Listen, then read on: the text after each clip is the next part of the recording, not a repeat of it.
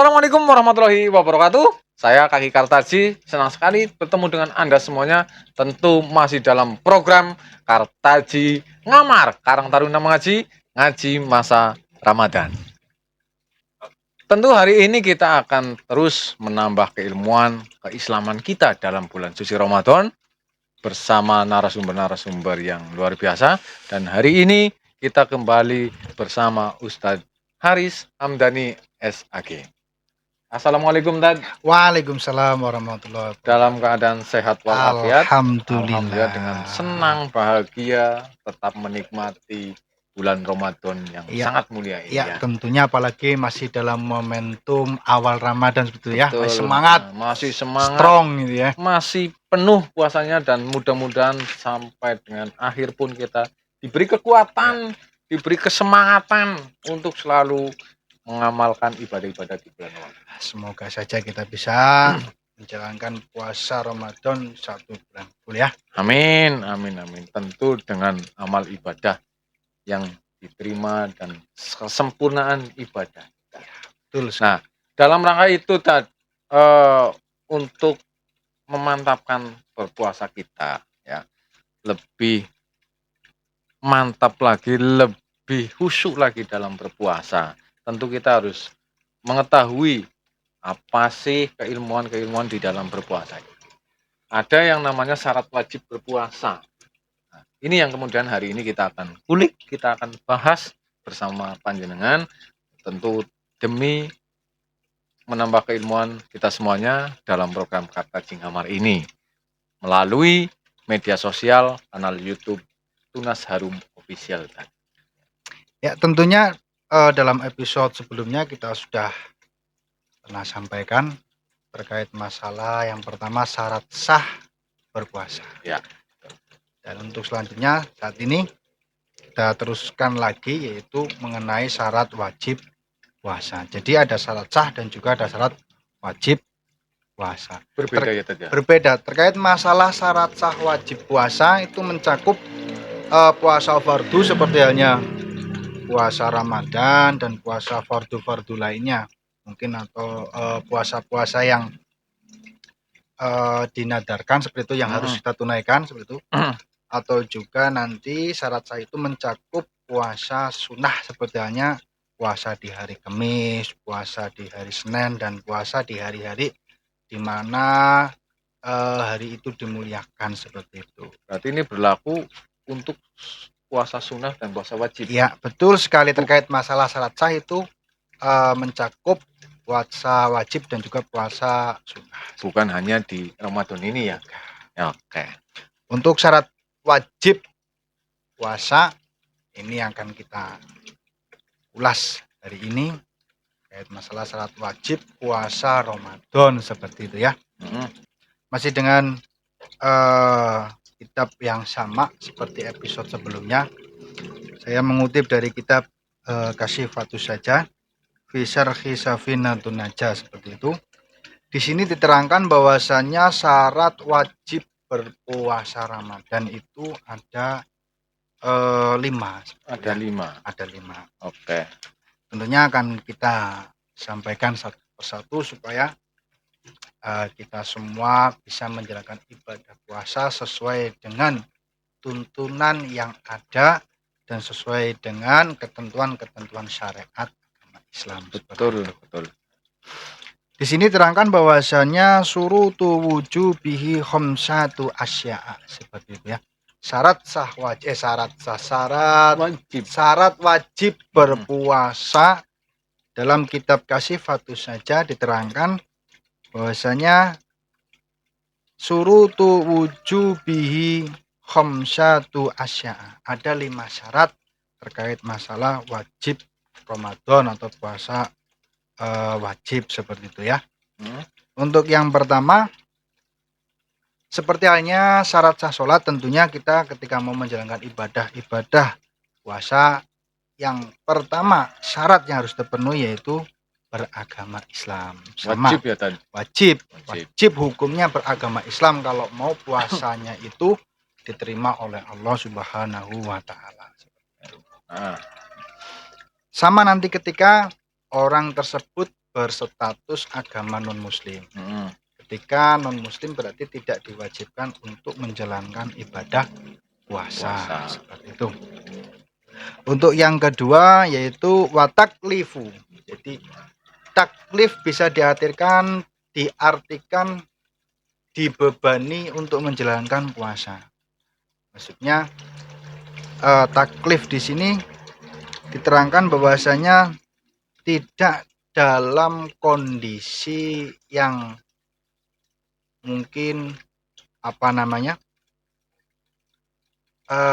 tidak dalam kondisi akal yang sakit seperti itu. Jadi memang pure benar-benar orang tersebut dalam kondisi sehat walafiat seperti itu ya. Dalam kategori sehat walafiat adalah badannya dan Pikirannya seperti berakal itu. sehat. Berakal sehat seperti itu. Dan juga untuk syarat wajib seterusnya atau selanjutnya yaitu wa itokotu, kuat untuk menjalankan ibadah puasa. Nah, ini yang kadang-kadang menjadi permasalahan dan menjadi alibi seseorang menjadi tidak berpuasa ini. Ya, kalau Islam insya Allah semua yang menjalankan ibadah puasa yakin Islam, ya, dan berakal sehat. Tapi ini yang menjadi kadang-kadang alibi teman-teman yang tidak bertanggung jawab ini. Kaitannya dengan mampu dan tidak mampu. Artinya kuat dan tidak kuat.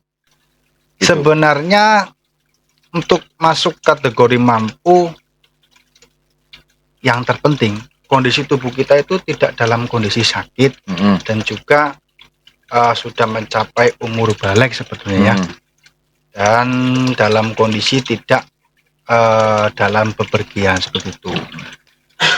Nah ini terkadang ada teman-teman kita yang seolah-olah menurut saya ini seolah-olah tidak mampu karena dilihat badannya sehat, orangnya berakal sehat dan masih seger badannya. Tetapi kadang-kadang tidak berpuasa karena lapar, tidak mampu menahan lapar dan dahaga. Melihat orang yang tidak berpuasa mungkin karena non muslim lewat ataupun sedang makan tidak berpuasa, tidak mampu melihat itu, akhirnya tidak berpuasa karena alasannya saya tidak mampu, lapar banget nih tadi gitu. Itu dihukumi bagaimana? Kalau sebatas tidak mampu karena lapar, saya kira itu tetap ya harus menjalankan puasa. Harus menjalankan puasa, tidak menerima alasan tidak mampu, apalagi tadi tidak mampunya karena lapar seperti itu ya. Tetap diwajibkan untuk menjalankan ibadah puasa seperti itu. Tentu sebenarnya dalam hati seseorang itu tahu ya, berarti artinya saya mampu dan tidak mampu ya, sebenarnya tahu itu. Aslinya orang itu sendiri bisa mengukur kemampuannya seperti itu. Yang penting tidak dalam kondisi sakit dan tidak bepergian seperti itu. Saya kira tetap wajib hukumnya untuk menunaikan ibadah puasa. Apalagi cuma karena beralasan lapar seperti itu terus tidak berpuasa, saya kira itu hal yang sangat konyol bagi saya ya. Iya, artinya hanya alibi seseorang saja untuk tidak berpuasa gitu, karena tidak mampu, saya lapar, saya haus ya, itu ya di luar konteks ini. Karena konteks tidak mampu nanti akan disampaikan di bawah ini ya. Siapa-siapa saja orang yang tidak mampu, siapa-siapa saja orang yang diperbolehkan untuk tidak berpuasa seperti itu. Tapi kalau sebatas tidak kuat menahan lapar, saya kira itu kurang baik seperti ya. Berarti ini saya butuh penerangan, butuh penjelasan terkait dengan kemampuan itu, batasan-batasannya siapa saja dan sebagainya. Ini yang kita butuhkan, Pak. Saya kira terkait masalah mampu tidaknya, kita kembali lagi ke individu orang masing-masing ya.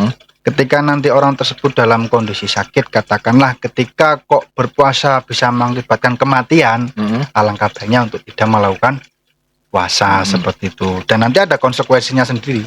Nanti kita sampaikan di pertemuan yang akan datang atau di episode-episode yang akan datang seperti itu. Siap.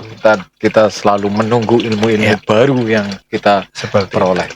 Untuk yang selanjutnya kaitannya dengan wajib syarat wajib berpuasa tadi ada sudah namanya 3 ya tadi. Oh ya. Ada Islam, balik ataupun berakal, Ya. terus kemudian mampu. Mampu. Ini masih ada lagi ya Tut ya? Iya. Nah, tadi sampaikan ada 5, Ada ini 5. sudah 3. Yang keempat.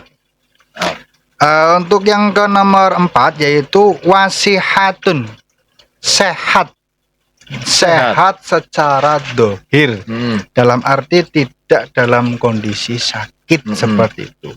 Ketika kita dalam kondisi alhamdulillah untuk saat ini kita sehat ya, berarti hari ini juga kita diwajibkan untuk menjalankan ibadah puasa.